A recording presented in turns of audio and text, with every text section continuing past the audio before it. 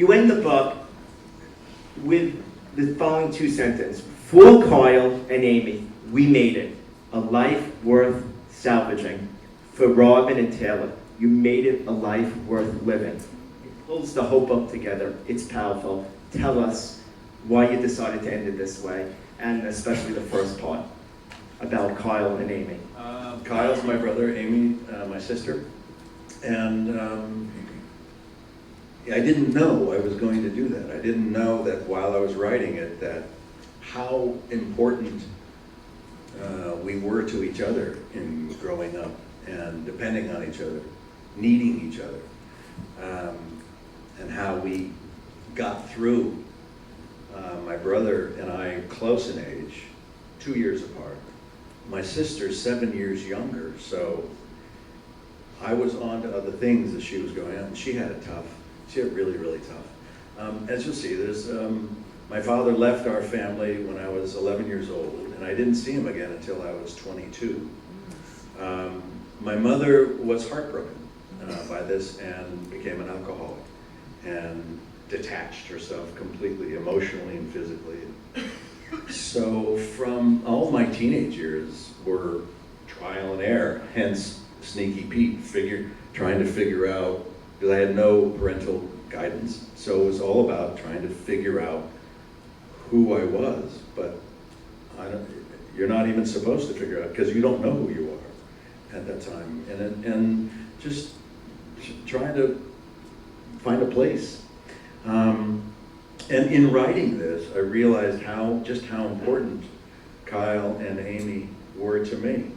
And when our father died, Amy suggested that we go into therapy and just talk about it. And therapists, I have a male therapist, my wife, female, and even before we got married, we made this pact that if ever we run into a little problem or run rough, that we just go in to get a tune-up, I call it.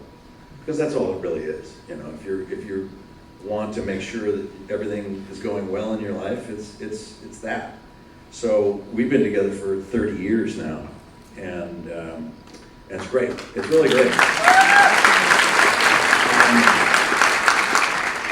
So we go into therapy, and the therapists, female and a male therapist, and we're talking. Amy and my brother and I are talking, and they go, "Wow, this is really amazing." And we're talking about our parents, our different experiences, and they said, "Can we give an assessment now?" I said, "Yeah."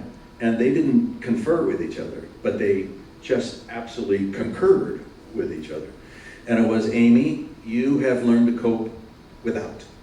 You have a mechanism that says, don't need it," because she wasn't getting love and support, so she developed a shell of going, "Got it, don't need it, I'll work on my own, I'll find a way through, and I don't need it." So she had to work on herself to allow herself to become vulnerable and open again, to be able to let that emotion in, because, as they said, when you find a method that gets you through a challenging childhood, anything is fair. But if you let it go, it can start to cannibalize your life. So she's working on that. They turned to me and they said, "Bryan, you deflect. You turn everything into a joke. Or you put your emotions in somewhere else, like you're acting, so that you don't deal with it directly." It's like, okay. Which is true. I do.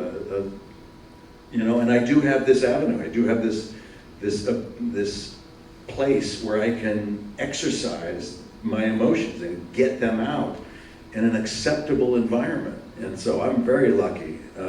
And I also am working on how do I act and behave in real life? How do I remain open and fair and decent in my relationships?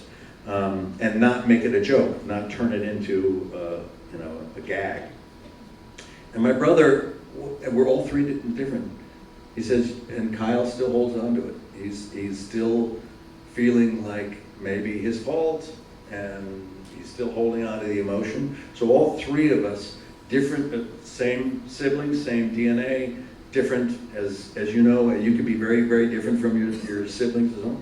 And that's how it turned out to be. So, but I'm very proud of both of them. They're really, really exceptionally great human beings, aware and giving and loving. And so that was that. And Robin and Taylor are, you know, they're everything to me, my wife and my daughter. And they give me such great foundation so that I tell young actors this, I say, get your house in order. Make sure that you create a foundation of sanity and love and respect so that you can go insane at work, so that you can go crazy. I always feel, I know, I feel it. I have a tether to my wife and child, and it's like, I just come back, so I can float off and go, and then she just starts giving the okay, yeah, we're coming back, and I know I can reconnect with her at any time. So that's the way I found, and I'm still working on it because it's a process. It's not like, as all of you know, it's not like, oh, I know it. I don't have to continue to work on myself because I've got it all, and you know, fine. And so that's it. It's just that's the dedication, is to those 4 people, the most important people of my life.